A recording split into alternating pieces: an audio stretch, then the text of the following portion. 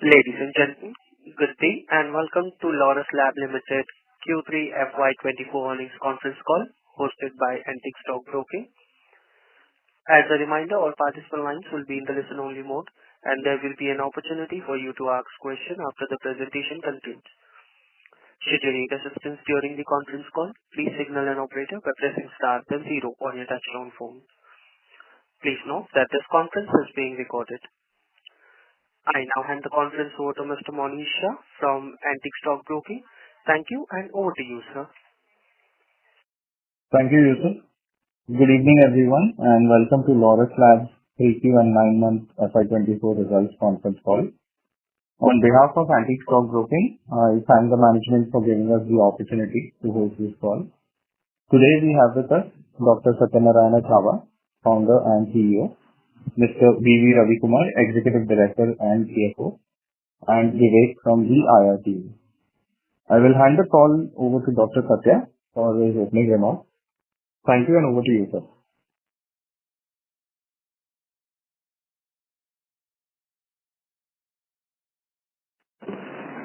Quarter 3 and 9 months FY24 results conference call. We are pleased to have this opportunity to update you on our progress and answer your questions. We continue to make good progress in advancing our strategic priorities with focus on long-term success. We are progressing on building promising pipeline, augmented by our widening technology platform offerings and leveraging our commercial excellence. Our enabling capability is gaining a lot of customer confidence, and this is quite well complemented by our continued growth investment and which is expected to accelerate future business potential driven by several volume and value late-stage projects with key CDMO partners. We also remain quite excited on transformative cell and gene therapy space that we have added through strategic business development, such as India's first indigenously developed cell therapy product, NextCar 19, which was approved in December 2023 and is moving rapidly with commercial collaboration to enhance access, which will benefit cancer patients in India. In addition, the Phase 2 interim results of NextCar 19 were presented during the November 23 ASH conference, which was well appreciated.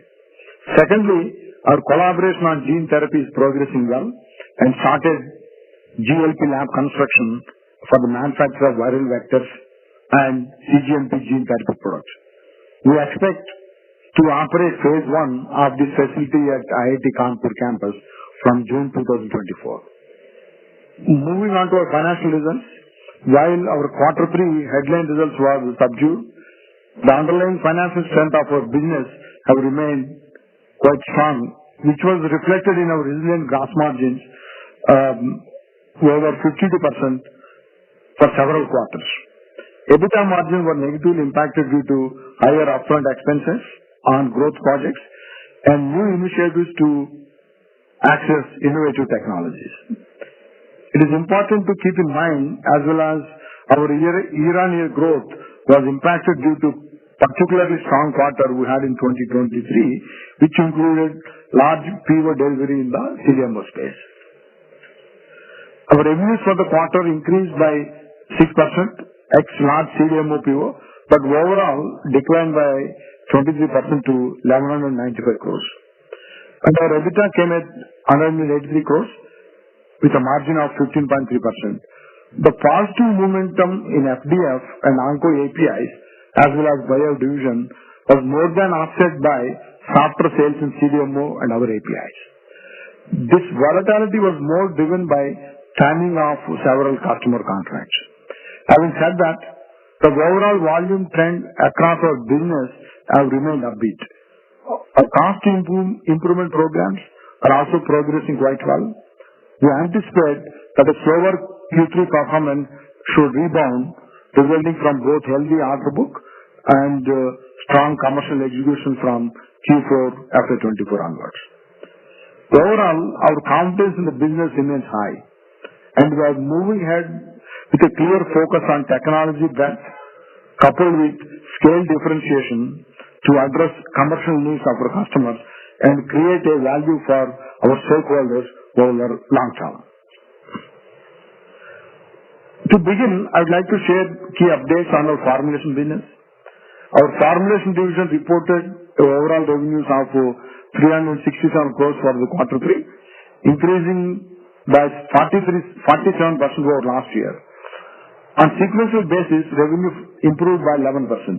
Moreover, if you look at our 9 months, the revenues increased by 32%.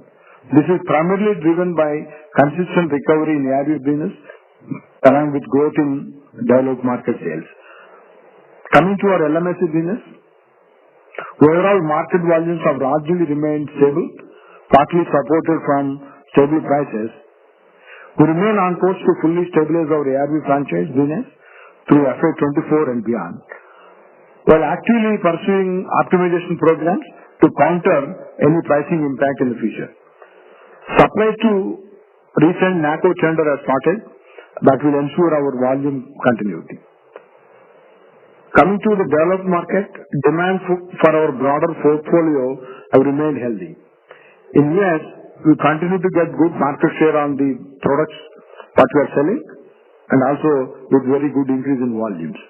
We have additional products under launch preparation for Q4, which will support asset utilization of our expanded greenfield capacity. During 9 months, we filed 2 ANDAs.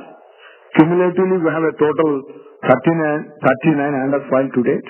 Of this, we have a total 16 final approvals and 14 tentative approvals so far. In Canada, we have 21 filings, 14 product approvals, of which we have launched 9 products, and we intend to launch 2 more products in the current quarter. For EU markets, we have 18 filings with 14 product approvals with 6 commercial launches. We have continued to strengthen our existing CMO relationships and discussing additional opportunity with new customers. Accordingly, we anticipate further volume increases in the coming quarters. Our FDF division has a total commissioned capacity of 10 billion units right now, and we anticipate that some of the brownfield capacities that were added in the last year should start to get optimally utilized from the next quarter onwards. This will be primarily driven by sales in partner portfolio, full-scale benefit of our new launches scheduled in Q4, and certain key product approvals besides stabilizing ARV volumes. On R&D front, overall R&D spending to sales for the 9 months FY24 was at 4.8%. Higher R&D spend in this quarter is in line to enhance our pipeline, which also includes our spend towards additional initiatives in gene therapy assets. We continue to make good progress and invest in portfolio with product-specific approach based on complexity and scale. We have a total of 61 products in the R&D pipeline, either under review or under development. I'd like to share the status of our filings as of now. We have filed so far 39 ANDAs in US, 18 dossiers in Europe, 21 in Canada, 9 with WHO, 8 dossiers in South Africa, and 1 in Australia, while 20 dossiers were filed in India.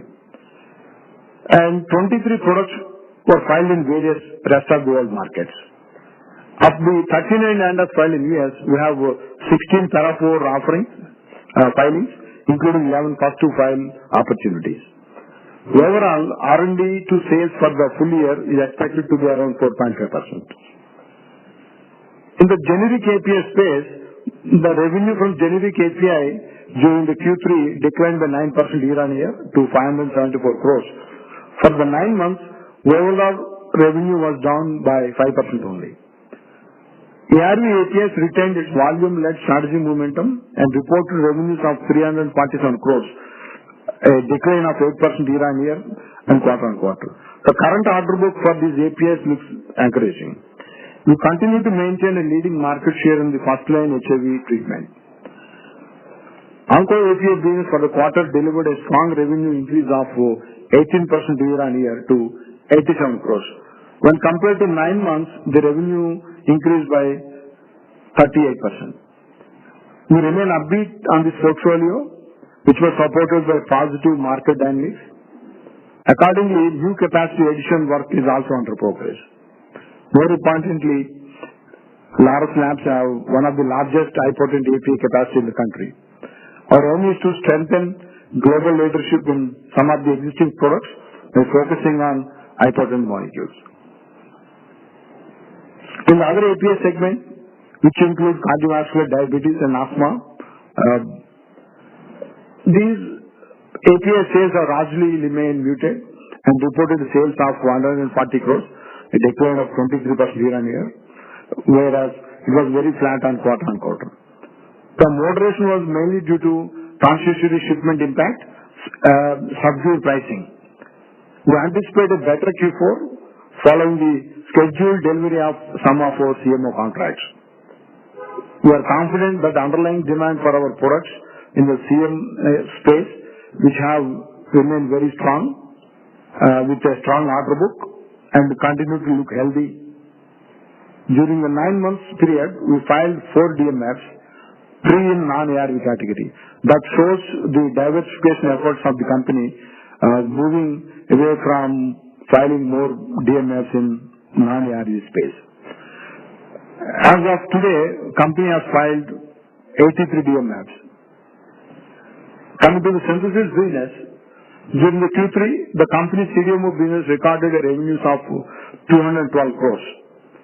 Baseline business tracking healthy and project pipeline continued to scale up well with our existing and new customers. On 9 months basis, ex-large CDMO PO, the division recorded a 30% growth. We are seeing good RFPs flow from several big pharma and leading biotechs. And our advanced and integrated scientific platform is helping us in working towards addressing commercial needs of our customers, which is expected to accelerate CDMO growth potential in the coming years. We are working on over 60 active projects with ongoing commercial supplies for about 10 products, including APIs as well as advanced intermediates.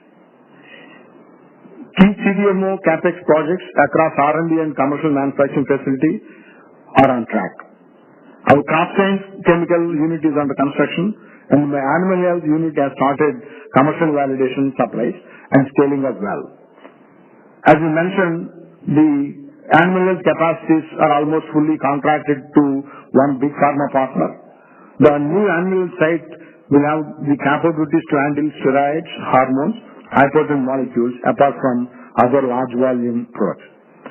Our dedicated R&D center likely to get commissioned by end of this financial year, which will support our new business opportunities. Our focus remains to build diversified CDMO engine besides riding on the momentum in our NCE clinical projects. Our bio division witnessed a continued strong momentum with 42 crore sale in Q3 and 131 crore sale in the 9 months of FY24, reporting a significant growth. The strong growth was led by diversifying application of our CDMO services across expanding customer base. We continue to grow our enzyme engineering and production capabilities into small molecule, clinical as well as commercial API projects, which will augment our pipeline using green chemistry for sustainable journey. Downstream processing at R2 is now operational, increasing capacity by about 20%, and this unit will achieve its peak revenues during FY25. We broke the ground for Greenfield R3 facility after receiving environmental clearance. The construction is likely to begin this quarter with a target to install up to 2 million liters fermentation capacity in a phased manner. We see overall demand for products derived from fermentation to remain upbeat, and the new large-scale capacity expansion should further transform Laurus capabilities into API offerings and CDMO activity. Let me share brief on our quality and ESG side as well. While we execute on our R&D-led commercial strategy and planned growth investments, we remain equally committed to advance our quality systems and ESG agenda. We signed GHG commitment with SBTi during the quarter, And there are several ESG projects under implementation, including carbon neutral sourcing of power for few of our manufacturing units. Further, during 9 months FY24, a total of 97 quality audits were performed, including several customer audits. To date, since inception, we have successfully passed 96 regulatory audits, including 45 audits from major global regulatory agencies like US FDA, WHO, PMDA, EGA, EMA, MHRA. With that, I would like to hand it over to Ravi to share financial highlights. Thank you, Dr. Satya. A warm welcome to Q3 and 9 months of FY24 conference call. Excluding large CDMO PO, the underlying business delivered 11% growth in the 9 months time. Total income from operations 3,601 crore in 9 months as against 4,660 crore with a declining of 23%. During the quarter, reported 1195 crore sale against 1545 crore with a 23% decline. But barring CDMO PO, large CDMO PO, we have registered a growth of 6%. The underlying demand across our growth portfolio has largely remained healthy. Gross margin for Q3 have improved at 54.3%. This is in line with our guidance on the improvement in various areas, especially in the ARVs. However, EBITDA for the quarter was lower to 183 crores at a 15.3% EBITDA. Our EBITDA for 9 months was at 539 crores with a margin of 15%. The impact is primarily due to operational deleverage, lower CDMO business, and these are the two reasons. Our diluted EPS rupees 0.4, and for 9 months it is 1 rupee 60 paisa. Our ROCE and return on net worth was lower due to the lower profitability and in higher investments. On the capex front, we have invested 191 crores during the quarter, and for the 9 months it is 576 crores. As you are aware that FY24, the majority of the capex is for the synthesis and bio divisions. Most of the expansion projects are on track to support our future growth. You may refer for further details in IR. And with this, I would request the moderator to open the lines for the QA. Thank you.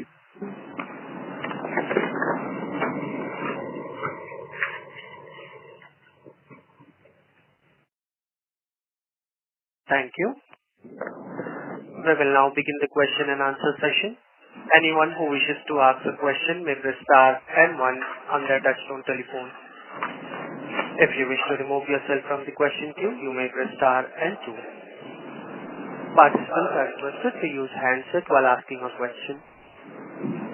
Ladies and gentlemen, we'll wait for a moment while the question queue assembles. First question is from the line of Concall Kapoor from Investors. Please go ahead. Hello. Yes, your line is unmuted. Please go ahead. Okay, thank you. Thanks for taking my questions. First up, Laurus operates in highly regulated markets, including the US and Japan. We have multiple lines of businesses in bio CDMO, NC, CDMO, generic APIs, and generic formulations. We have a diverse development and manufacturing footprint across several units and locations, and we are growing. So in future, we will be a much bigger organization. With all that context, my question is, how do you verify that good culture is uniform and that there is no cross-contamination between compliance plus mindset and the practice of cutting corners and not maintaining the high standards of compliance that regulators and stakeholders expect from Laurus? That's my first question, and I've got another one. Thank you. Interesting question. Our philosophy always remain operate all units to one standard, quality standard.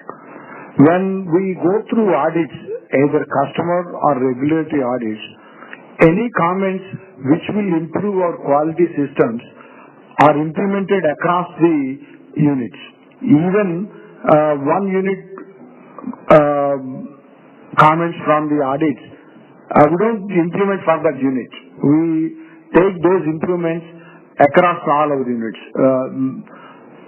That's the corporate culture, and we don't want to deviate from that. So, going back to your question, the quality culture will remain similar across all units. There are no cost cutting or corners taken or unit-wise. That's helpful and reassuring, Dr. Satya. And my second question is, one of our Indian competitors, which is a pure play CDMO, has close to 100 projects with 400 scientists. So, 4 scientists per project is the average.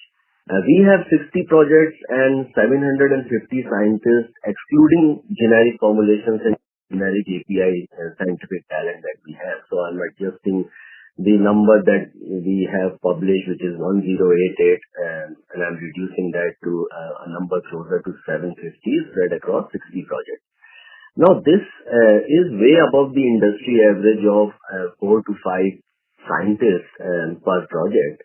So, 60 projects should require anywhere between 200 to 400 scientists as a rough estimate, depending upon where that project is in the life cycle. Early stage projects will require more scientists, phase 3 projects will require less scientists, and so on.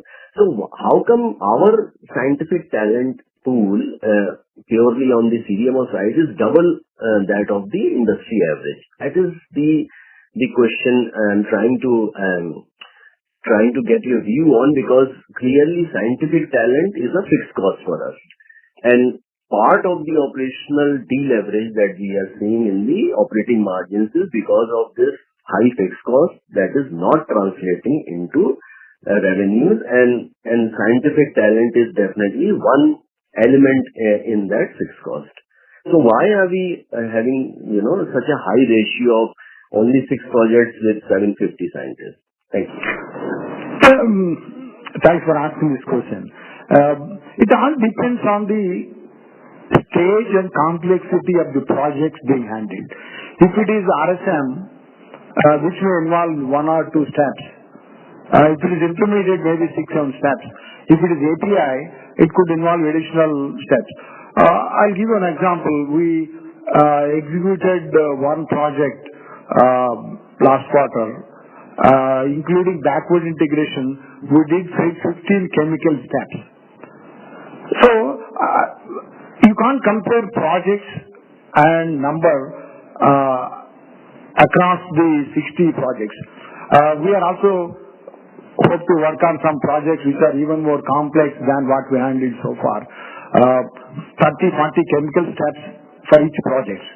Then the demand for the scientific talent, I would say, depending on number of steps, your initial comment of 4 scientists may be valid for 1 step. If you are handling 30, 40 steps, you may need 100 people for project also, depending on the complexity. So, the advantage what the company is having is the ability to handle complex projects at scale. Maybe we are in the sweet spot to attract such kind of projects, high volume, high complex, large synthetic schemes. That is taking away a lot of our scientific talent. One good thing is there are not many companies who can offer such complex chemistry and scale. That is the reason we have some interesting projects coming to scale up. I hope I answered your question. Definitely, Dr. Satya. Thank you so much. I've got more questions. I will reach out. Thank you. Before we move to the next question, a reminder to the participant, anyone who wishes to ask a question may press star and 1. Next question is from the line of Jeevan Vijay from Sahasrar Capital. Please go ahead. Yeah, good evening, sir. So just wanted to understand, so I would request you to actually give us some sense on, how we are going to move in next quarter and next year. So since start of the year, we are saying this is a consolidating year for us. And we are seeing that in terms of technology, in terms of projects, everything, we are basically moving towards diversifying from ARV base. And we are doing it pretty successfully. I just want to understand in terms of numbers. So qualitatively, I understand we are on right track. But quantitatively, just want to understand where are we. So because last 3 quarters, I think not able to. It's honestly it's below our expectations. So in terms of numbers, in terms of give us some sense, where do we stand and how do you see the year closing, FY24 year closing, and the next year? We believe we are putting the bad quarters behind. We hope Q4 onwards we definitely see improvements. That confidence is coming because of the order book and the deliveries what we are going and planning to do in Q3. That's the confidence what we have. Any quantitative, any numbers and I just request you to if you can just share some numbers because we are already close into the 1 month already into Q4 and we'll be closing the year after 2 months. So is it something we have? So last year it was like we will be somewhere closer to what we did in FY23, and now we are almost 23% lower than there. So is it like we are going to close at say minus 10%, minus 15%? Where do you see this year getting closed?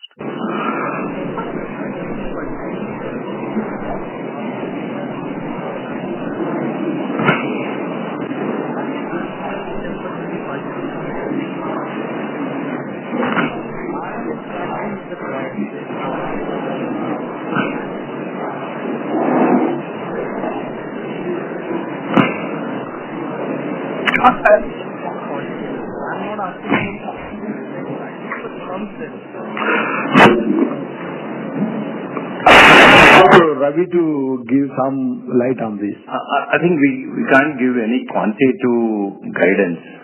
We never gave except once. But if you look at in our investor presentation, we have given a slide where we said that based on the capex investment, what could be the asset turn we can do it, what we have done in the peak. So this is some of we are in a growth phase. We also indicated in the last 2-3 quarters back that we are 3 years back actually we have seen the same situation. We are hoping the history should repeat and there is a progress. So, but we can't give any. I also have a similar view, Ravi, that history will repeat. The FY20, FY21 numbers should start again coming in FY25, 26. But just want to. So, what is happening in last week? So, after Q1, everyone or I also thought that the bag is behind and now we should move ahead. But Q2 was again the number didn't come, and now Q3 again the number didn't come. So. I'm just trying to understand, are we closer to now the end of the tunnel? That's what Dr. Satya indicated. And if you look at last call, we have guided that second half will be the better than the first half. We are still committed to that. We are not indicated quarter 3 will be better than quarter 2, but second half will be definitely better than the first half. That's what we indicated in the last call, and we are still committing to that. Okay, perfect. And on the bio side, we say that we have started the work on the new facility, the 2 million liter facility, and we say that phase 1 should start in June 26. Almost 30 months from now. So, why there is so much of time? Is it like once we start the phase 1, the next phases will come quickly after that? As I mentioned, the 2 million liters fermentation capacity will be added in a phased manner. The first phase we are expecting to add 700,000 to 800,000 liters fermentation capacity, and which will come up in qualified trials done in 24 months. That's the estimation what we have right now. It's not a brownfield, it is a greenfield expansion. Yeah. Okay, and then the next expansion, the next phase will come pretty fast. 12 months. We expect it will be 12 months. Yeah. Okay. And the third question, the last question is, we have commercialized the ImmunoAct, the CAR T-cell therapy in India. So any sense on, how is the response or what is our strategy to reach to the patients in India? How do we plan to reach to the mass of the India?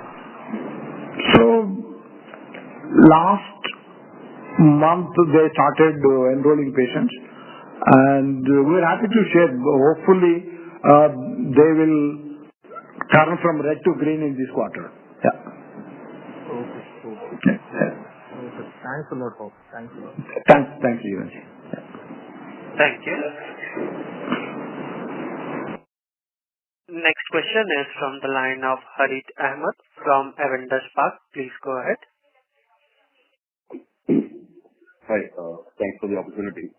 So, Ravi sir, when I look at the operating cash flows that you have shared in your presentation, I see that for 9 months FY24, it's around 370 crores, which is less than what you have shared in the last quarter. So, there's been a negative OCF in 3Q. How do you explain this? Harith, your voice is not very clear. Are you using an hands-free? No. Yes. Can you repeat? Is it better now? Can I try again? Yeah, it's better. Yeah. So for the operating cash flows that you disclosed for 9 months FY24, it's less than what you had disclosed in 1H. So it appears that there is a negative operating cash flow in the third quarter. So I'm just trying to understand what exactly has happened. So the 370 crore number that you shared in the 3Q presentation, for 6 months it was 475 crores. Okay. So this is like that 3Q. So 9 months OCF is less than 6 months OCF. That's my question. It cannot be. Probably we will discuss offline on this. It cannot be. We will discuss offline. Yeah. And then last couple of years we've had a capex of around 900 crores, and it shows that we are looking at a similar number for FY24 as well. From FY25, there will be a moderation from this 900 or 900,000 crore numbers that we've seen in the last few years. Right now the capex for the FY25, the ongoing projects of part of an animal health, maybe one block from animal health, and agri unit also will be there, and then bio. These three are the ongoing projects. Apart from that, the LSPL R&D. These four are the ongoing projects. We are not taking up any new projects as of now. So probably on the specific number what we are planning for FY25, we will come back in the April conference call. But we are also thinking like you, if possible, actually, we want to downsize without cutting the feature. Okay. And then you mentioned that we have operationalized LSPL2 during the quarter. So I'm just wondering if there is a contribution from the animal health contract in the CDMO revenues for the quarter. Very small, very meager. Very meager in the quarter 3, and maybe quarter 4 onwards it will maybe slowly pick up. But I think it got, as we envisaged it before, it has got a 1-2 quarters delay. Yeah. Again, sir, just to rephrase my previous question on the operating cash flow, when I look at net debt number currently, based on your disclosure of around 3 times EBITDA, it's working out to around 2,500 crores. The same number at the end of September quarter was around 2,000 crores. So there's a 500 crore increase in net debt. deficit? Is what I'm trying to understand. Anyways, I'll connect with you offline on this. My side is on the R&D center, CDMO R&D center, which you've guided for commissioning in June this year. How should we think about revenues from the center? Is it R&D center for our captive R&D work, or should we look at this as a center and this commissioning will lead to revenue generation from this center? So just trying to understand the nature of work that we are planning at this center. R&D center will augment our capacity to offer more clinical early stage projects. We don't anticipate significant revenue coming out of that R&D center. All right, sir. That's all from my side.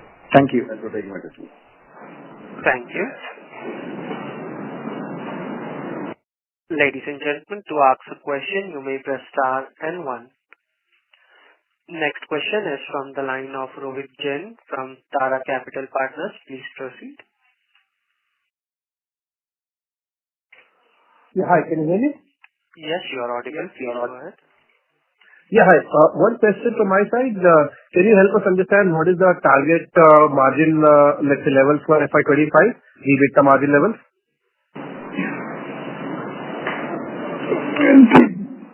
As the volume of sales picks up, we do anticipate significant improvement from the EBITDA margins from current little over 15% to definitely beyond 20%. We can't give you a number, but it will improve significantly. Yeah. Just one, I think one of the earlier callers also mentioned this. Over the last 3 quarters, what we have seen on the call is just qualitative comments that it will get better without any tangible numbers. So for us, to be honest, it's a very difficult situation, because let's say if you have 15% going to 18, that can also be classified as significant improvement. 20 can also be significant. 22 can also be significant. So how should we think about the actual numbers? Because a lot of improvement is obviously already baked in. I think, see, one confidence what we wanted to give the investors is, one is quality of business, second is quantum of the business. As we mentioned in this call, the quality of business is very good. We are doing gross margin well above 52%. Even in the current quarter, Q3 FY24, we did over 54%. And we expect that will continue. As we increase our sales in CDMO space, which we expect next year will increase, the ability to remain at that level for gross margins is very high. And what we are saying, as the order book increases and the revenue goes up, and most of the gross margin will flow into EBITDA, not all of that, most of the gross margin. So that is the reason we expect significant improvement. And it's not that we haven't done that performance earlier. You see, without significant contribution from CDMO, we were at close to 30% of EBITDA. And we came down, but we never went down near the gross margin level. So that's the confidence the management has, and I'm sure we will regain your confidence for sure in as shortest possible time as we can. Yeah. And just one last question on margin again. Your slide said that your asset return is right now 0.9 and the average is 1.1. So assuming we reach 1.1 next year, let's say 20% increase from the current level, and we assume gross margin at 50%, and we assume that the entire incremental sales flows to EBITDA, then we get to a margin of 20% from the current 15. Would that be the right way of looking at it? That is pretty much the ceiling as far as our utilization remains at 1.1? I'm not into the arithmetics of that statement, but we are on the right direction, you and we, both of us. Okay, fair enough. And can you help us understand, you mentioned that animal health has been delayed by a couple of quarters. So is this just a time delay, or the initial amount that we thought we will get from this Has there been some tempering in that also? Thanks. No. So we have a long-term contract in place. The delay was two reasons. One was there was delay in qualifying the facility. There was some delay in validations because of the strong chemical synthesis needs of that. And as you mentioned in my opening remarks, whatever capacity we have created in that unit is already contracted to one big pharma, and we don't have any reservations that the quantum of the business will go down than what we anticipated. Like the CDMO revenue coming from our Unit 5, steroids and hormones, went into a pretty stable mode. We expect animal health revenues will also go into a stable mode in the next 3 years. So we will have a very detailed plan in place. How many products are going to validation, how many products are going to filing, how many products are going to be commercialized. This is a well-structured program, and we don't see any challenges out of that. Okay, thanks. And I think you mentioned to the other participant that you will clarify on the cash flow and the debt. Even we can't understand, whether this quarter had a negative operating cash flow, because that is what the slide deck suggests. So in case there is any clarification, it would be really helpful if you can, file it with BSE so that the wider group can understand what happened with the cash flow in this quarter. That would be one suggestion. Thanks a lot. Presentation, and if there are looks like we need to change, we'll submit revise if there are changes. As far as the debt is concerned, as the previous question is indicated around that level. I'm talking about cash flow, so in case there is any change in numbers there, that is what I was mentioning. Okay. Thanks for raising that question, and we'll if there are any changes, we'll resubmit to the stock exchanges. Thank you. Thanks a lot. Thank you.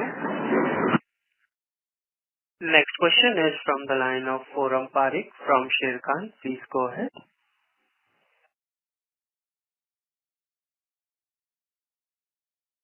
Mr. Forum, your line is unmuted. Please go ahead with your question.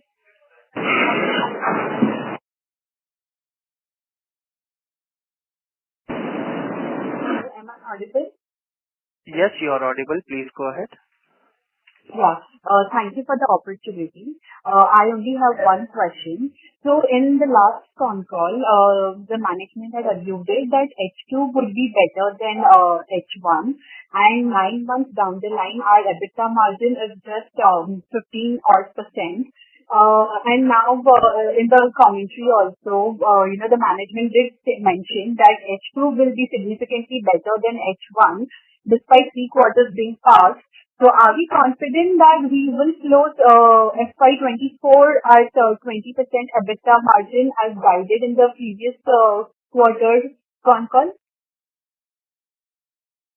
Our CFO mentioned we are committed to our statement made in the last con call that H2 will be better than H1, and we are very confident that we will deliver better H2 than H1 even now.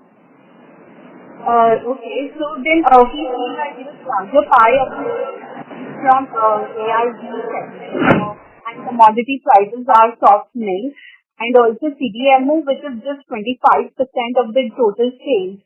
So if there's a pickup in CDMO sales too, so do we still think that, when the larger pie is not growing, we can still increase our EBITDA margin? You're right. We definitely increase our EBITDA margins. See, currently all our costs are absorbed, and any improvement in sales, the gross margins, most of that will flow into EBITDA. So we're very confident the EBITDA percentage will also move upwards in the Q4. Okay, so while a gross margin remains same and EBITDA is expected to increase, so where are we expected expecting R&D sales to come down or employee costs to come down? If you can just, specifically highlight which cost is expected to come down. Costs are not going to come down, only sales is going up. Okay. Well, we'll just observe.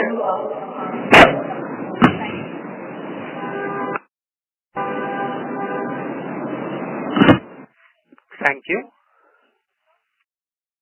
Next question is from the line of Harshal Patil from Mirae Asset Capital Market. Please go ahead.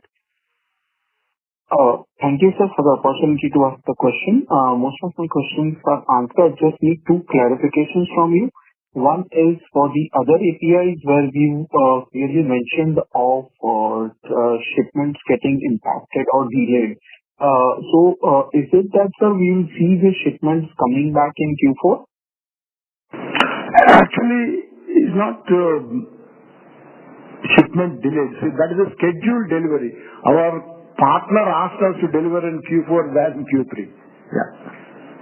Okay. So it will be there in Q4. And sir, if you could just also mention, you also said that there's some impact of pricing. So any flavor of what can be the impact in terms of maybe percentage or something for the pricing thing? Actually, the pricing impact was offset by increased volumes in some of the products. So that's the one reason where our gross margins also went up. If you look at from quarter to quarter, we have improved our gross margin by 180 basis points. Yeah. Got that, sir. And sir, just one more thing on the animal health project, where we are envisaging some delay of 1 to 2 quarters. I'm sure that would definitely be starting. But sir, any flavor on the potential size of revenues that can be expected from the animal health? I guess it will be mostly in FY25 now. The peak revenues for that unit will be in FY26, not in FY25 also. So we have to validate 20 APIs from that site. But currently, third product validation is going on right now. You can imagine 17 more products to go validation. And we have to do at least one product per quarter or more than one product per quarter to complete our validation. We schedule to complete our validation by 2026 April. That's the current schedule. Okay. So post that only we would see some material revenues coming in from the animal health. The earlier products which are validated will be filed, and we expect 12 months time required to get approvals from the agencies. So we expect commercial sales will come from first product. Two products already done. I think we have orders for one product for next year. Second product orders will come end of FY25. So it is a very well-defined program we have in place. And the potential definitely would be sizable one. It will be very good. Yeah. Okay. Thank you, sir. Thank you. Thank you. Next question is from the line of Tushar Vora from MK Ventures. Please go ahead. Yeah, thanks for the opportunity. So first, just to quickly check, what is the expected gross block going to be end of this year as per the guided capex plan? Ballpark number? No, I want Ravi to take this question. Around 6,000 crore, Tushar. And next year we are doing another 1,000 crore capex. I don't know the exact ballpark. What is the guidance for next year? Nothing at this juncture, but probably we have a visibility of at least 500-600 crore. We will get back on the exact number in the April quarter. So my question is, just looking back, the first time we hit say more than 1,100 crore revenue, about 1,140 was second quarter of FY21. which was quite a few quarters back. I am just looking at the gross margin and the cost structure and the profit structure for the company at that point versus for the current quarter, which is 1195 or thereabouts revenue. So look, the revenue profile is in the similar ballpark, Q2 FY21 versus Q3 FY24. And on the cost side, below gross profit, I see a difference of 300 crore on a quarterly basis. For the corresponding revenue, the costs are higher by 300 crore, employee, other operating costs, depreciation and interest.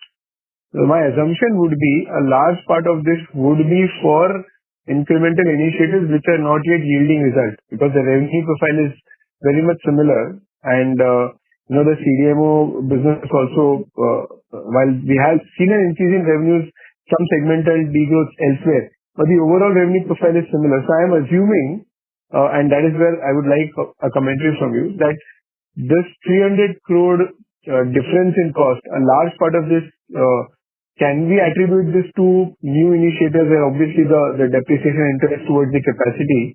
That's first.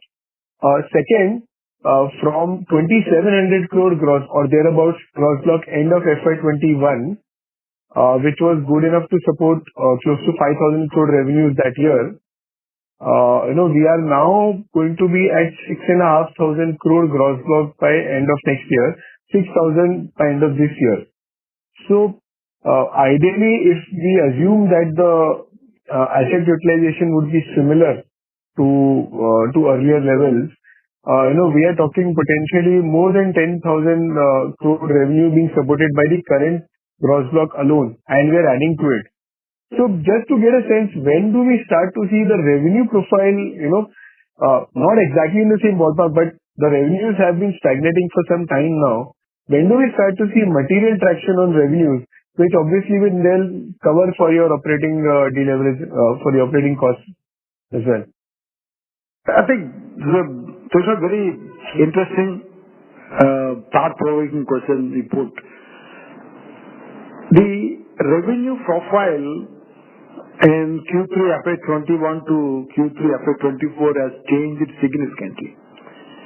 From a ARV-driven revenues to non-ARV-driven revenues. That is one. And second, as you mentioned, gross block improved significantly. Our team size has also improved significantly. Not just capex. In the last 3 years, we also invested non-capex close to 450 crores. Almost 300 crore equity infusion done in Laurus Bio, and about 100 crore, little over 100 crore was done in Immunoact, and the gene therapy assets were licensed from IIT Kanpur. So over 450 crores non-capex related investments were also done. That is another significant diversification by the company. And second, 2021, no new R&D center for the synthesis, no new unit for animal health, no new unit under construction for crop science chemicals. So we have taken a lot of initiatives to diversify revenues from non-growing therapies like HIV to potentially high growth segments like CDMO, animal health, crop sciences with great opportunity, disruptive therapies like cell and gene therapy, and also going into new age precision fermentation by investments in bio.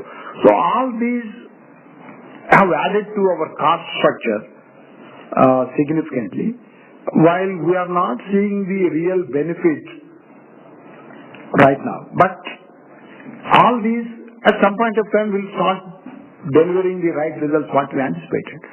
If you look at bio, which is the investment which is older when compared to other investments, when we invested, the company having 50 crore revenue. Today, this year, I'm sure they will deliver 50 crore EBITDA. So that is definitely giving benefit what we thought. ImmunoAct will also give benefit. As I mentioned, hopefully this quarter they'll become green from red. That is very remarkable for a startup. Whereas our animal health, we invested significant money. We had a full-fledged team on the ground, but we are only doing validation right now. So it will take another 12 months that unit turn green. Crop sciences will take 18 months to turn green.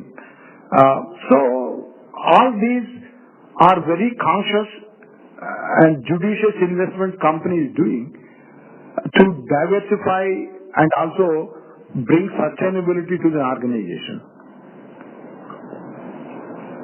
Sir, noted, and we appreciate the thought process of the management, which is not looking at a short-term view. But, so the point to really understand is that the gross block investment has already been done, and it's a sizable investment, and we've done it over a 4-year period, from FY21, at least 3-year period until end of this year. Now, so one question that we need to understand is that whether some of the revenue profile that has changed, does this point to a permanent loss of competitiveness or revenue opportunity from the existing business? So what happens to that gross block, which was part of the original 2,700 crore, whether that gross block can be or has been repurposed and is yet to deliver results? Because, we don't have a breakdown of the gross block for each segment, or at least not immediately in front of me for me to be able to qualify that. But if you are saying that some of these, the gross block change has gone towards a revenue replacement for the earlier ARV business, then what has happened to the original gross block, the original capacity is dedicated to ARV? Have they been repurposed in any way? Or how do we ensure that that capacity can be repurposed if the ARV business is going to permanently, be at a different scale than originally envisaged? Second, if the new initiatives like you highlighted, can we have some more milestones for the other segments? Like, let's say, from here over the next 3 years, how do we look at Laurus Bio? What kind of numbers can we look at from the, from the animal health business? Some more clarity that allows us to say, if not segment-wise, at an overall gross block level, this 6,500 crore gross block that we're talking FY25, how do we look at this over the next 3 years? How should we look at the overall utilization? And how do we get a comfort that by the time we reach the utilization for this gross block, the management would have not already added another 2,000-3,000 crore gross block in anticipation of the business future thereafter? We don't want to be in a perennial investment situation where the investors don't see a profit outcome. I think, Tushar, your points are valid, good observation. So the overhead numbers and coming to the ARVs, more or less in this last 3-year time, more or less the ARV revenue is close to the number of what quarter to FY21 you have talked about. But if you look at the price fall in the last 3 years on the ARV side, and then the volume increase there in the ARV. For example, efavirenz is the one product of ARV which was fallen, which was replaced with the dolutegravir. We have changed that. But if you recollect if you refer the slide 8, what we have given here, how the capex is right now, the 0.9 is the asset turn, and the peak is 1.4. But if you look at last 5-year average is 1.1. This is how the revenue can be escalated. It's only a matter of time. The kind of an investment what we have made in the last 3 years or last 4 years when we added a 3,000 crore capex, some of it has not generated any revenue. So that has a potential to generate a more revenue. If you look at on the positive side, we have, if once everything is been done, actually we have a capacity to run, people to run.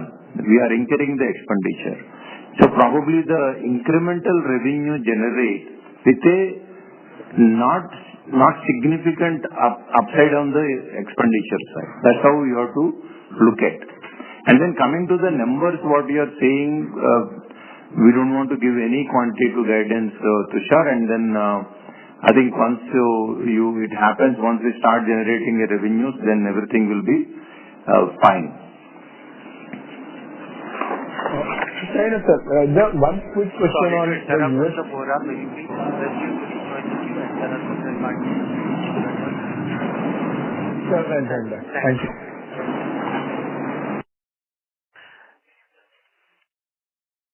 Next question is from the line of Nitin Agrawal from DAM Capital. Please go ahead.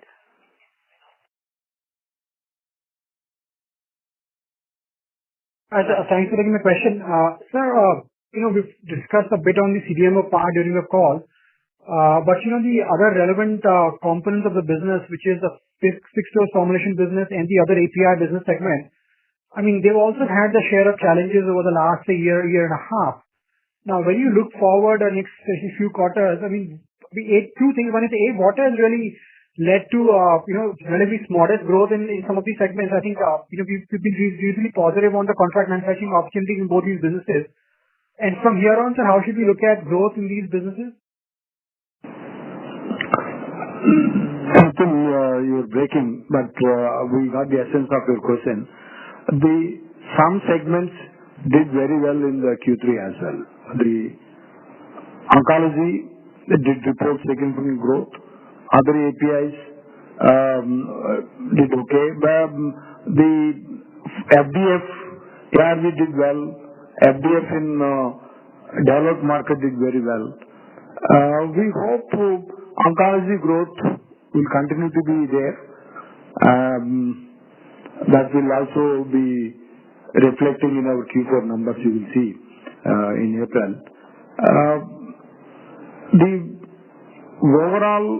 The growth has to come from oncology, other APIs, generic CMO, CDMO and bio. And as we mentioned, we expect the plateau for ARV APIs and formulation sale together. It may vary 50-100 crores here and there, but it will stabilize around 2,500 crores. We don't expect that will go significantly up or significantly down.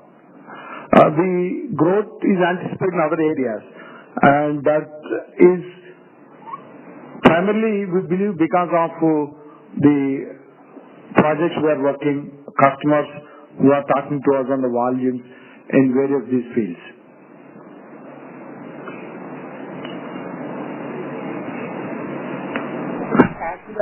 So on the FDF last capacity expansion that you undertook, most of the capacity was utilized by the ARV supply.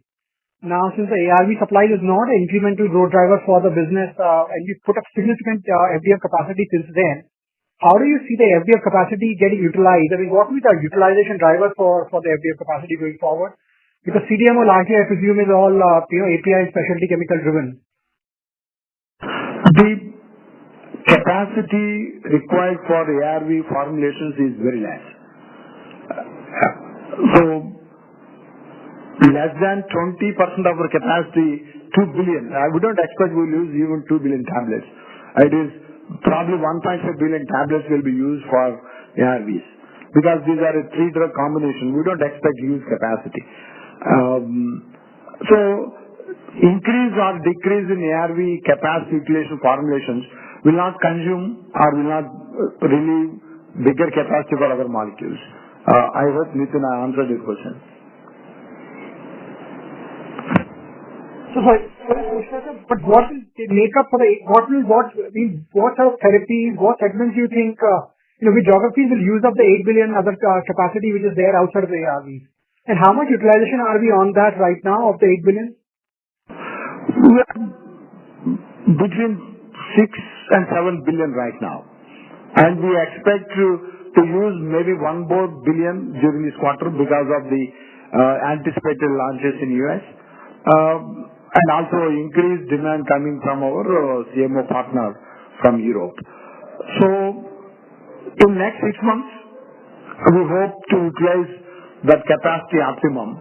And at the time, I think once we reach that stage, we have to look at equipping our remaining MB3. But right now, we are definitely have some capacity to offer to our launches or to our CDMO partner. Okay, thank you. Thank you. Thank you. We will take our last question from the line of Shivam Agarwal from Mirae Asset Capital Markets. Please go ahead. Yeah. Hi, sir. Thank you for the opportunity. So I have just one question for you, sir.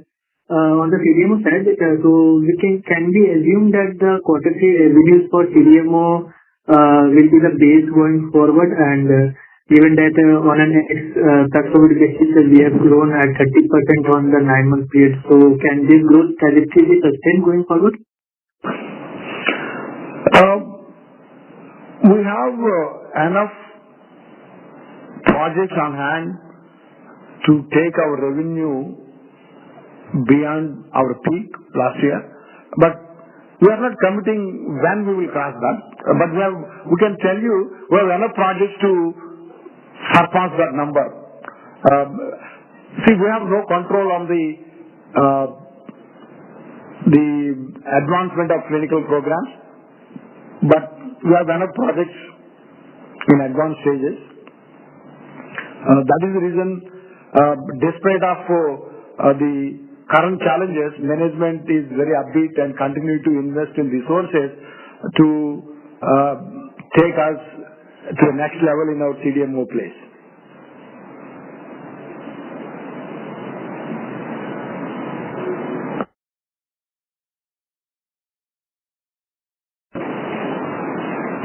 Shivam, are you there? Yes, sir. Thank you, sir. That is all from my side. Thank you.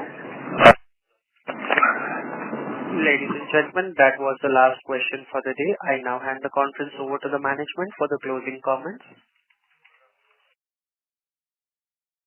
Can start by two people on the cash flow, operating cash flow. The numbers are right.